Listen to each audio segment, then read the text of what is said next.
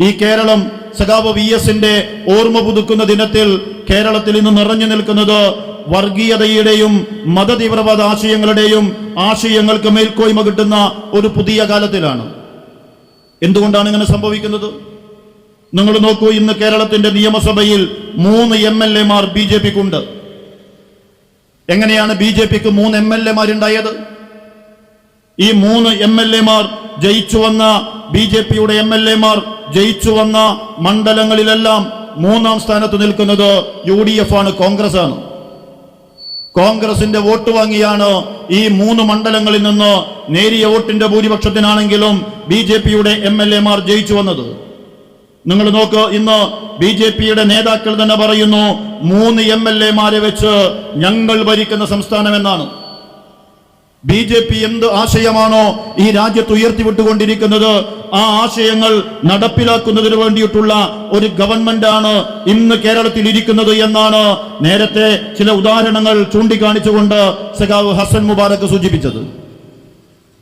നോക്കൂ നിങ്ങൾ, കേരളത്തിന്റെ ജുഡീഷ്യറിയിൽ സർക്കാരിന്റെ പദവികളിലേക്ക് BJP RSS പ്രവർത്തകർ കടന്നു വരുന്നു. ഇതെങ്ങനെ വരുന്നതാണ്? കേരളത്തിലെ ഗവൺമെന്റ് നിയമിക്കുന്ന നിയമനങ്ങളിലാണ് RSSകാർ കടന്നു വരുന്നത്. RSS ആണ് എന്ന് പറയുന്നത് കോൺഗ്രസ് നേതാക്കൾ തന്നെയാണ്. പേഴ്സണൽ സ്റ്റാഫിൽ മന്ത്രി ബിന്ദുവിന്റെ പേഴ്സണൽ സ്റ്റാഫിൽ വന്നയാൾ RSSന്റെ പ്രവർത്തകനാണ് എന്ന് കൊല്ലം ജില്ലയിലെ കോൺഗ്രസ് നേതാക്കൾ തന്നെ പറയുന്നു. എങ്ങനെയാണ് മന്ത്രിമാരുടെ പേഴ്സണൽ സ്റ്റാഫുകളിലേക്ക്, അതുപോലെ തന്നെ ഗവൺമെന്റ് പ്ലീഡർ തസ്തികകളിലേക്ക് RSSകാർ കയറി വരുന്നത്? ഇവിടെ മാത്രമാണോ? നേരത്തെ സൂചിപ്പിച്ചു മുഖ്യ തെരഞ്ഞെടുപ്പ് കമ്മീഷണർ. ഇപ്പോ ഈ കഴിഞ്ഞ തെരഞ്ഞെടുപ്പ് നടത്തിയ മുഖ്യ തെരഞ്ഞെടുപ്പ് കമ്മീഷണർ ഇപ്പോ നമ്മുടെ മുഖ്യമന്ത്രിയുടെ പ്രൈവറ്റ് സെക്രട്ടറിയാണ്. ഈ തെരഞ്ഞെടുപ്പ് നടത്തിയ മുഖ്യ തെരഞ്ഞെടുപ്പ് കമ്മീഷണർ രത്തൻ യു കേൽക്കർ കേരളത്തിന്റെ ചരിത്രത്തിൽ ഇന്നുവരെ അങ്ങനെ ഉണ്ടായിട്ടില്ല. അദ്ദേഹം മുഖ്യമന്ത്രിയുടെ പ്രിൻസിപ്പൽ പ്രൈവറ്റ് സെക്രട്ടറിയാണ്. നോക്കൂ, എത്ര വലിയ കളവ് പറഞ്ഞുകൊണ്ടാണ് ഈ തെരഞ്ഞെടുപ്പിനെ ഇവർ നേരിട്ടത്. മുഖ്യമന്ത്രി സഖാവ് പിണറായി വിജയൻ ഇന്ത്യയുടെ പ്രധാനമന്ത്രിയെ സന്ദർശിക്കാൻ പോയപ്പോഴൊക്കെ CPIM BJP ഡീൽ എന്നല്ലേ നിങ്ങൾ പറഞ്ഞത്? CPIM BJP ഡീൽ ഇതാണ് കേരളത്തിൽ അങ്ങോളം ഇങ്ങോളം പ്രചരിപ്പിച്ചത്. ഇപ്പോഴിതാ RSSന്റെ വിഷം തുപ്പുന്ന നേതാക്കൾ എല്ലാവരും കേരളത്തിന്റെ മുഖ്യമന്ത്രിയെ കാണാൻ വേണ്ടി പോകുന്നു. അവരൊരു നിവേദനം കൊടുക്കുന്നു. ആ നിവേദനം ഏറ്റുവാങ്ങി ചിരിക്കുന്ന മുഖവുമായി VD സതീശൻ നിൽക്കുന്നു. കേരളത്തിന്റെ മുഖ്യമന്ത്രിയെ കാണാൻ ആരും വരും, ഞങ്ങൾക്ക് ആ കാര്യത്തിൽ തർക്കമൊന്നുമില്ല.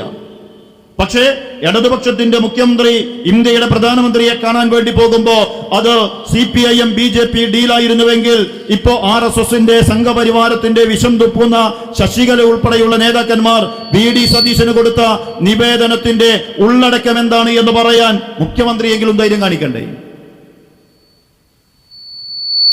ആരാണ് ഈ മുഖ്യമന്ത്രി? സവർക്കർക്ക് മുന്നിൽ കുമ്പിട്ടു നിന്നോ നിലവിളക്ക് കത്തിച്ച VD സതീശൻ അല്ലേ? അതല്ലേ അനുഭവം? ആ VD സതീശൻ AP വിഭാഗം സുന്നി നടത്തിയ ഒരു പരിപാടിയുടെ വേദിയിൽ പോയിട്ട് യജ്ജാതി പ്രസംഗം നടത്തിയത് വർഗീയതക്കെതിരെ. എന്നാൽ ഇപ്പോഴെന്താ നടപ്പിലാക്കുന്നത്? UDF അധികാരത്തിൽ വന്നപ്പോ എല്ലാ വർഗീയ സംഘടനകളും തലപൊന്തിക്കുകയാണ്. നിങ്ങൾ നോക്ക്, NSSന്റെ നേതാവ് സുകുമാര പണിക്കർക്ക് കാണാൻ അനുമതി നിഷേധിച്ച മുഖ്യമന്ത്രി RSSന്റെ സംഘപരിവാർ നേതാക്കൾക്ക് കാണാൻ അനുമതി കൊടുത്തത് ഏത് ഡീലിന്റെ ഭാഗമാണ്? വെള്ളാപ്പള്ളി നടേശനെ ഒരു കാറിൽ കയറ്റിയതായിരുന്നു പിണറായി വിജയനുള്ള കുറ്റം. ഇപ്പൊ വെള്ളാപ്പള്ളി നടേശന്റെ മുന്നിൽ പോയി കുമ്പിട്ട് നിൽക്കുന്ന കേരളത്തിലെ മന്ത്രിമാർ ഇപ്പോഴെന്തേ? ഇവരൊന്നും വർഗീയവാദികളല്ലേ നിങ്ങൾക്ക്?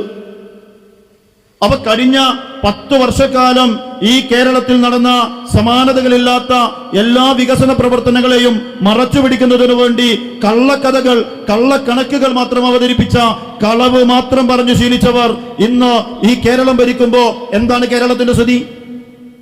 നോക്ക്, പ്രവാസി ക്ഷേമ പെൻഷൻ ഈ UDF അധികാരത്തിൽ വന്നതിനു ശേഷം കൊടുത്തിട്ടില്ല. ഇടതുപക്ഷ ജനാധിപത്യ മുന്നണി ഗവൺമെന്റ് നടപ്പിലാക്കിയ 35-നും 60-നും ഇടയിൽ പ്രായമുള്ള സ്ത്രീകൾക്ക് നൽകുന്ന പെൻഷൻ നിർത്തിവെച്ചു. ആ ചോദ്യത്തിന് മറുപടിയായിട്ട് പറഞ്ഞതെന്താ? ഇത് CPIM-കാർക്ക് മാത്രം കൊടുക്കുന്ന ഒരു പദ്ധതിയാണ്.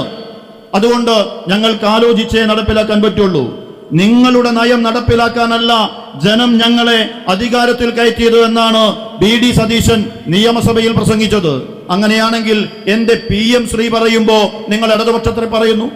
ഞങ്ങളുടെ നയം നടപ്പിലാക്കാനല്ലല്ലോ നിങ്ങൾ വന്നത്. PM ശ്രീ പദ്ധതിയുമായി മുന്നോട്ട് പോകും എന്ന് പറയുന്നത് മുസ്ലിം ലീഗിന്റെ മന്ത്രിയാണ്. എന്താണ് അതിന് പറയുന്ന കാരണം? ഇത് ഇടതുപക്ഷ ഗവൺമെന്റ് ഒപ്പുവെച്ചതാണ്. ഇടതുപക്ഷ ഗവൺമെന്റ് കേന്ദ്ര ഗവൺമെന്റുമായി ഒരു കരാറുണ്ടാക്കിയതൊന്നുമല്ല. കേന്ദ്ര ഗവൺമെന്റ് എന്ന് പറയുന്നത് യൂണിയൻ ഗവൺമെന്റ് എന്നാണ് ഇന്ത്യൻ ഭരണഘടന പറയുന്നത്. കേന്ദ്രം എന്നൊരു വാക്ക് ഭരണഘടനയിൽ എവിടെയില്ല. യൂണിയൻ ഗവൺമെന്റ്, ആ യൂണിയൻ ഗവൺമെന്റ് സംസ്ഥാനവുമായി ഒപ്പിടുന്നത് ധാരണാപത്രമാണ്. MOU, memorandum of understanding, MOU. ആ ധാരണാപത്രത്തിൽ ഒപ്പിട്ടാൽ ആ ധാരണാപത്രത്തിൽ നടപ്പിലാക്കിക്കൊള്ളണമെന്ന് ഒരു നിർബന്ധമില്ല. ആ ധാരണയിൽ നിന്ന് പിന്മാറാം. ആ ഒപ്പിട്ടതിന് ശേഷം ആ ധാരണയിൽ നിന്ന് ഞങ്ങൾ പിന്മാറുന്നു എന്ന് കാണിച്ച് കേന്ദ്ര ഗവൺമെന്റിന് കത്തും കൊടുത്തു. ഇപ്പോ അത് നടപ്പിലാക്കാൻ നടക്കുകയാണ്. ആര്? മുസ്ലിം ലീഗിന്റെ മന്ത്രിമാർ. മറ്റൊരു മുസ്ലിം ലീഗിന്റെ മന്ത്രി പറയുന്നത് എന്താ?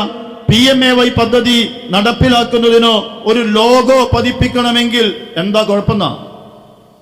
നോക്കൂ, ഒരു ഗവൺമെന്റ് പദ്ധതി നടപ്പിലാക്കി ഒരാൾക്ക് ഒരു വീട് കിട്ടിക്കഴിഞ്ഞാൽ ആ വീടിന്റെ മുന്നിൽ ഇത് ഗവൺമെന്റിന്റെ വീടാണ് എന്ന് അടയാളപ്പെടുത്തുന്ന ഏതിനും ഞങ്ങൾ എതിരാണ് എന്നുള്ളതാണ് കേരളത്തിലെ ഇടതുപക്ഷ ജനാധിപത്യ മുന്നണി ഗവൺമെന്റ് സ്വീകരിച്ച നിലപാട്. ഏതാണ്ട് 6 ലക്ഷത്തോളം പേർക്കാണ് ലൈഫ് ഭവന പദ്ധതി പ്രകാരം കഴിഞ്ഞ 10 വർഷത്തിനുള്ളിൽ ഈ കേരളത്തിൽ വീട് നൽകിയത്.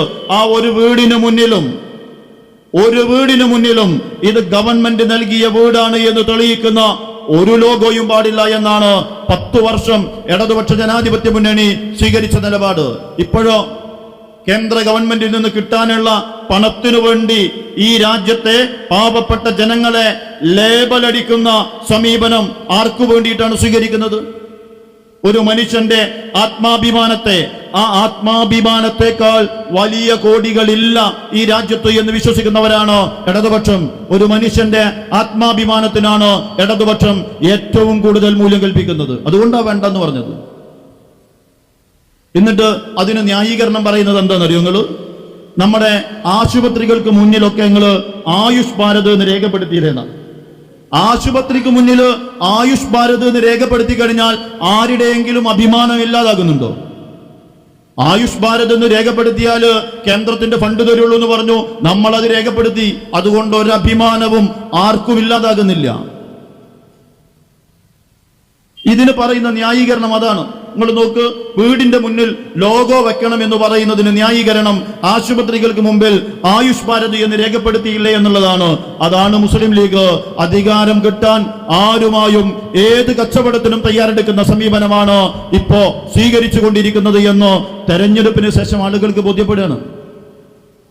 ഇടതുപക്ഷ ജനാധിപത്യ മുന്നണി ഈ കഴിഞ്ഞ 10 വർഷക്കാലത്തിനുള്ളിൽ ഈ നാട്ടിലുണ്ടാക്കിയ എല്ലാ വികസന പ്രവർത്തനങ്ങളുടെയും ഏറ്റവും പ്രധാനപ്പെട്ട അടിത്തറയായി പ്രവർത്തിച്ചത് കിഫ്ബിയാണ്.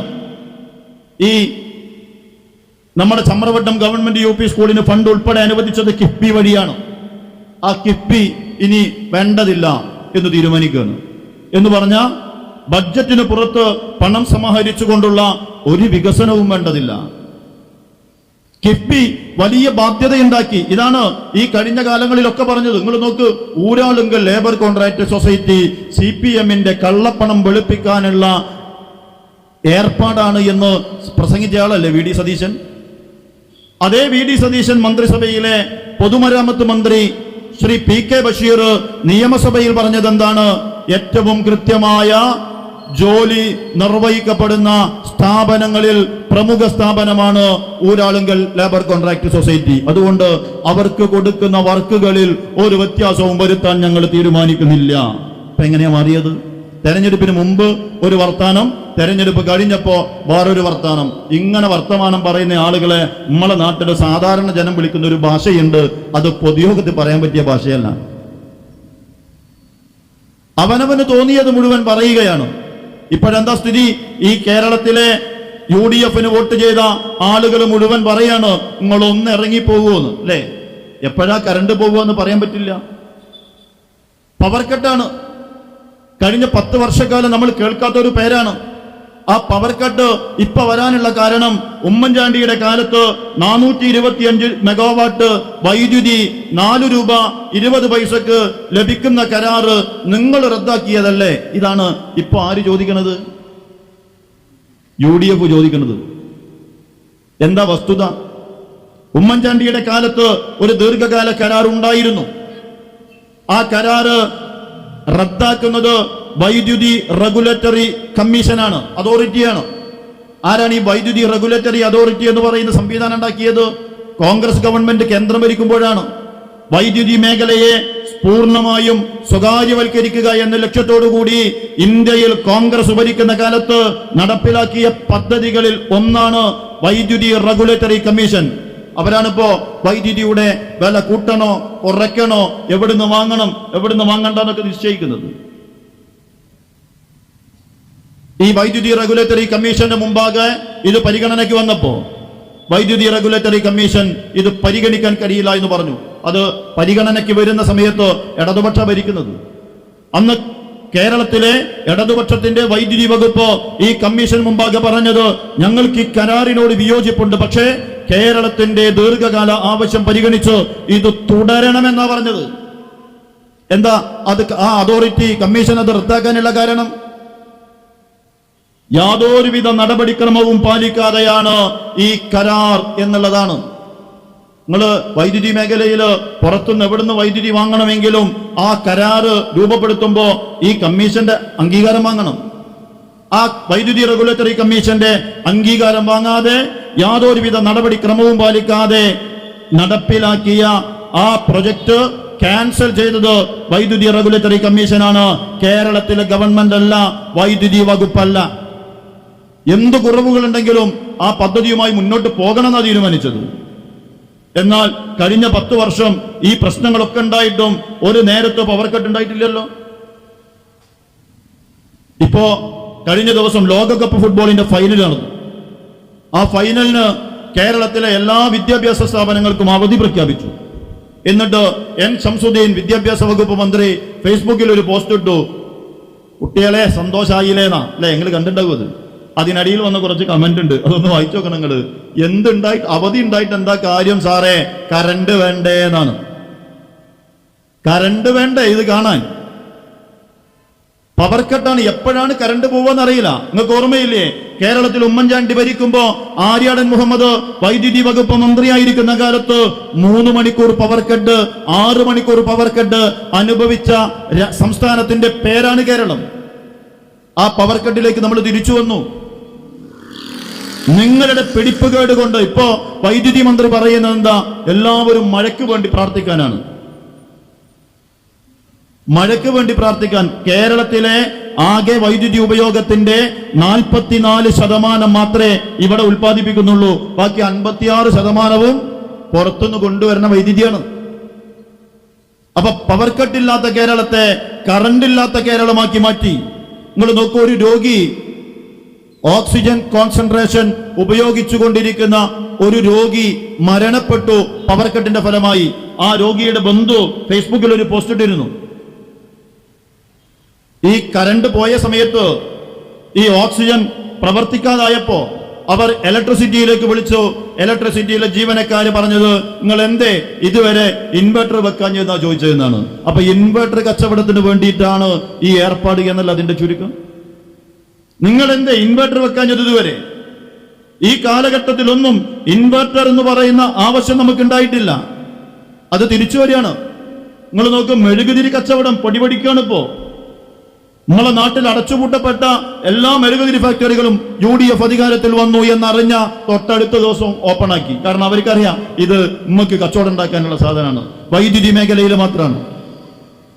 എല്ലാ മേഖലയും 2 മാസം കൊണ്ട് ഒരു ഗവൺമെന്റ് എങ്ങനെ ഏറ്റവും മോശപ്പെട്ട സർക്കാരായി മാറാം? നിങ്ങൾ നോക്ക്, ലൈഫ് ഭവന പദ്ധതിയുടെ പേരിൽ അഗ്രിമെന്റ് വെച്ച് അടുത്ത ഗഡുവിന് വേണ്ടി കാത്തു നിൽക്കുന്ന ആളുകൾക്ക് കൊടുക്കാൻ പണമില്ല. പഞ്ചായത്തുകൾക്ക് കൊടുക്കേണ്ട 3000 കോടി രൂപയുടെ ആദ്യ ഗഡു ഒരു നയാ പൈസ ഇതുവരെയും അനുവദിച്ചിട്ടില്ല. എല്ലാം നിർത്തുകയാണ്. ആ ഗവൺമെന്റിന് പഠിക്കുകയാണ് നമ്മളെ തൃപ്രങ്കോട് ഗ്രാമപഞ്ചായത്തും. ഇടതുപക്ഷം ഭരിക്കുമ്പോൾ രാവിലെ മുതൽ വൈകുന്നേരം വരെ OP എവിടെ? നമ്മളെ പ്രാഥമികാരോഗ്യ കേന്ദ്രത്തിൽ ഡോക്ടർ ഉണ്ടായിരുന്നു. ഞായറാഴ്ചയും പരിശോധന ഉണ്ടായിരുന്നു. എല്ലാ ദിവസവും രാവിലെ മുതൽ വൈകുന്നേരം വരെ ഡോക്ടറുടെ പരിശോധന ഉണ്ടോ? മരുന്ന് കൃത്യമായി ഇപ്പൊ കിട്ടുന്നുണ്ടോ? നമ്മളുടെ നാട്ടിലെ എല്ലാ ആളുകൾക്കും ഉപകാരപ്രദമായിരുന്ന ഗ്രാമവണ്ടി നിർത്തി അല്ലെ? KSRTCയുടെ ഗ്രാമവണ്ടി ഓടേണ്ട തീരുമാനിച്ചു. അതിനെന്താ പറഞ്ഞത്? എല്ലാ മാസവും 1 ലക്ഷം രൂപ പഞ്ചായത്ത് കൊടുക്കുകയാണ്. പ്രിയപ്പെട്ടവരെ, ഈ കേരളത്തിലെ KSRTC നിലനിൽക്കുന്നത് തന്നെ സംസ്ഥാന ഗവൺമെന്റ് പ്രതിമാസം പണം കൊടുത്തിട്ടല്ലേ? ഈ ആശുപത്രികളൊക്കെ ലാഭകരമായി പ്രവർത്തിക്കുന്ന സ്ഥാപനങ്ങളാണ് നമ്മുടെ നാട്ടിൽ. ഈ കണക്കിന് പോയാൽ എല്ലാ ആശുപത്രികളിലേക്കും പ്രതിമാസം 5-6 ലക്ഷം രൂപ ചെലവഴിക്കുന്നുണ്ട്.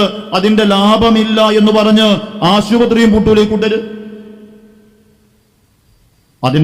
അതിന്റെ ഭാഗമാണ് ഇപ്പോ മുരളീധരൻ എന്താ പറഞ്ഞത്? പൊതിച്ചോറൊന്നും ഇവിടെ കൊടുക്കണ്ട, DYFIക്കാരോട് പൊതിച്ചോറ് കൊടുക്കണ്ട എന്ന് പറയാണ്. ഈ നാട്ടിൽ പൊതിച്ചോറ് വാങ്ങുന്നവര്, അത് കഴിക്കുന്നവരെല്ലാം കമ്മ്യൂണിസ്റ്റുകാരൊന്നുമല്ല. അപ്പോ എല്ലാം അടച്ചുപൂട്ടാൻ, എന്നിട്ട് ഈ മേഖല പൂർണ്ണമായും സ്വകാര്യവൽക്കരിക്കാൻ, ആ നയങ്ങളും നിലപാടുകളുമായി ഈ രാജ്യം ഭരിക്കുന്നവർ മുന്നോട്ട് പോകുമ്പോ ആ ഭരണത്തിനൊത്ത ഭരണമായി ഇന്ന് കേരളവും മാറിയിരിക്കുന്നു എന്നുള്ളതാണ്. RSSന്റെ അജണ്ടകൾക്ക് വഴങ്ങി കേരളത്തിൽ നടപ്പിലാക്കുകയാണ്. നിങ്ങൾ നോക്കുക, സർവകലാശാലകളിലെ വൈസ് ചാൻസലർമാർ മുഴുവൻ RSS. എല്ലാ സർവകലാശാലകളിലെയും സെനറ്റിലും സിൻഡിക്കേറ്റിലും RSSകാർ വരുന്നു. എങ്ങനെയാ വന്നത്?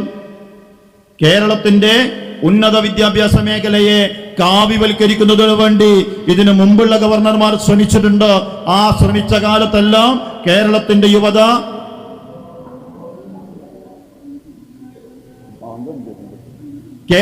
യുവത ചെറുത്തുനിന്ന സമരമാണ് ഈ കേരളത്തിൽ നടന്നിട്ടുള്ളത്.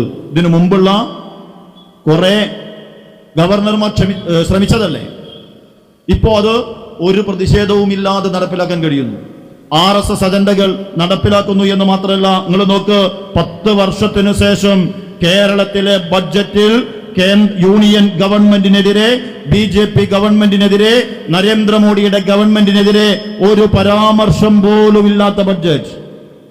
കഴിഞ്ഞ 10 വർഷവും കേരളത്തിന് കിട്ടേണ്ടുന്ന ആനുകൂല്യങ്ങൾ തടഞ്ഞുവെക്കപ്പെട്ടതിനെതിരായി നയപ്രഖ്യാപനങ്ങളിലും ബഡ്ജറ്റ് പ്രസംഗങ്ങളിലുമെല്ലാം ഉണ്ടായിരുന്നുവെങ്കിൽ ഇപ്പോ VD സതീശൻ അധികാരത്തിൽ വന്നപ്പോ നയപ്രഖ്യാപനത്തിലോ ബഡ്ജറ്റിലോ കേന്ദ്രത്തിനെതിരായിട്ടുള്ള ഒരു വിമർശനവുമില്ല. അതിന് മുസ്ലിം ലീഗിന്റെ മന്ത്രി ഷാജി പറഞ്ഞത്, അൺഹെൽത്തിയായിട്ടുള്ള ഒരു സംവാദത്തിനും ഞങ്ങൾ കേന്ദ്രവുമായി ഇല്ല എന്നാണ്. ആരോഗ്യകരമല്ലാത്ത ഒന്നിന് ഞങ്ങൾ തടസ്സമല്ലെന്നാ പറഞ്ഞതിന്റെ അർത്ഥം. നിങ്ങൾ എന്താണോ പറയുന്നത് അത് ഞങ്ങൾ ഇവിടെ നടപ്പിലാക്കിക്കൊള്ളാം. അത് PMAY ആയാലും PM ശ്രീ ആയാലും എന്ത് തന്നെയായാലും ഉന്നത വിദ്യാഭ്യാസ മേഖലയിലെ ഈ സ്വകാര്യവൽക്കരണവും RSS വൽക്കരണവുമെല്ലാം അതിവേഗതയിൽ ഈ കേരളത്തിൽ നടപ്പിലാക്കുന്നു എന്നുള്ളതാണ്. ഈ കേരളത്തിന്റെ പൊതുസമ്പത്ത് വിഴിഞ്ഞം പോർട്ട് ഉൾപ്പെടെ അദാനിയെ പോലെയുള്ള കുത്തകകൾക്ക് കൈമാറാൻ കേരളത്തിന്റെ പൊതുജനാരോഗ്യ സംവിധാനത്തെ എല്ലാം തകർത്ത് അവിടേക്ക് കടന്നു വരുന്ന അമേരിക്കൻ കമ്പനികൾക്കുൾപ്പെടെ വലിയ തോതിൽ നിക്ഷേപം നടത്താൻ കഴിയുന്ന, ആരോഗ്യ മേഖലയിൽ നിക്ഷേപം നടത്താൻ കഴിയുന്ന സാഹചര്യം ഒരുക്കി കൊടുക്കുന്ന ഈ ഭരണകൂടം, ഈ കേരളത്തിലെ ഗവൺമെന്റ് പാപപ്പെട്ടവനെ ദ്രോഹിക്കുന്ന നിലപാടുകൾ തുടക്കം മുതലേ ആരംഭിച്ചു കഴിഞ്ഞിരിക്കുകയാണ്. പ്രിയപ്പെട്ടവരെ, ഉജ്ജ്വലമായ പോരാട്ടങ്ങളിലൂടെയല്ലാതെ കേരളം ഇതുവരെ നേടിയെടുത്ത നേട്ടങ്ങൾ അത് അതേപോലെ തുടരണമെന്നുണ്ടെങ്കിൽ ഉജ്ജ്വലമായ പോരാട്ടങ്ങളല്ലാതെ മറ്റു മാർഗങ്ങളില്ല എന്ന് ഈ കേരളം അടിവരയിടുന്നു. സഖാവ് VSന്റെ ഈ ഓർമ്മദിനം, ഈ കേരളത്തിന്റെ സമരനായകന്റെ ഓർമ്മദിനം പുതിയ സമരാവേശങ്ങളുടെ തുടക്കദിനവും കൂടിയാണ് എന്നോർമ്മപ്പെടുത്തിക്കൊണ്ട് ഈ പൊതുയോഗത്തിൽ സംബന്ധിച്ച മുഴുവൻ സഖാക്കളെയും അഭിവാദ്യം ചെയ്തുകൊണ്ട് ഞാൻ എന്റെ വാക്കുകൾ അവസാനിപ്പിക്കുന്നു. വിപ്ലവം.